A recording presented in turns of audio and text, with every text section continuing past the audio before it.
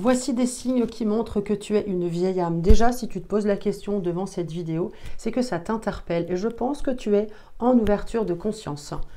Alors sachez que les vieilles âmes depuis 1985 arrivent en nombre sur la Terre, qui viennent d'ailleurs de différentes planètes.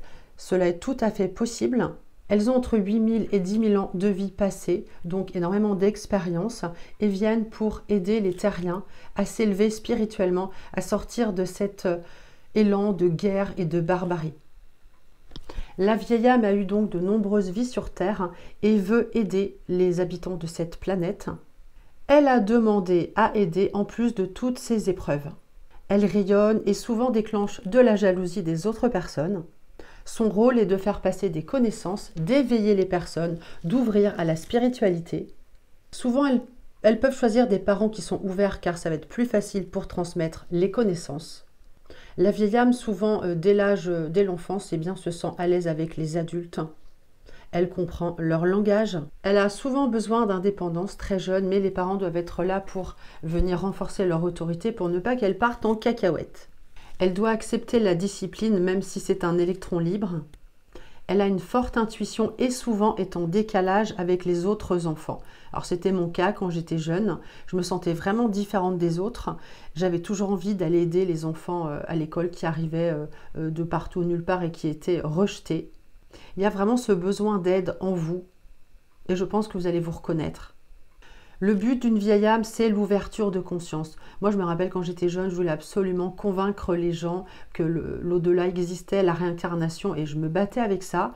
Malheureusement, beaucoup de gens disaient non, c'est n'importe quoi. Aujourd'hui, je ne me bats plus. Celui qui veut y croire, eh bien, il va y croire.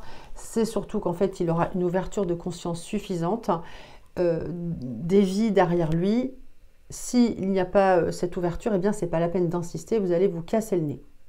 Donc je résume, la vieille âme voudra être dans l'aide aux autres, principalement, veut éveiller, veut toujours apprendre, elle a un côté solitaire, elle peut vivre seule. Alors il ne s'agit pas d'être un moine, mais elle est capable de faire des choses toute seule, elle a besoin de cette solitude, elle aime la nature également. Elle n'est pas matérialiste et se contente de choses simples, elle va s'émerveiller d'un beau paysage, être souvent plutôt optimiste. Elle est dans la gratitude, proche de la nature et des animaux. Alors ça peut être compliqué en amour parce que souvent elle aura envie d'aider tout le monde et même le conjoint, mais il faut faire la part des choses. On ne peut pas aider tout le monde et donc elle aura aussi besoin de l'aide elle-même de son conjoint dans sa vie. Il faut qu'elle trouve un partenaire qui sache aussi lui donner, être à l'écoute et accepter son évolution spirituelle. Et ce n'est pas pour ça que c'est la dernière incarnation. Est-ce que tu te reconnais dans tous ces signes ?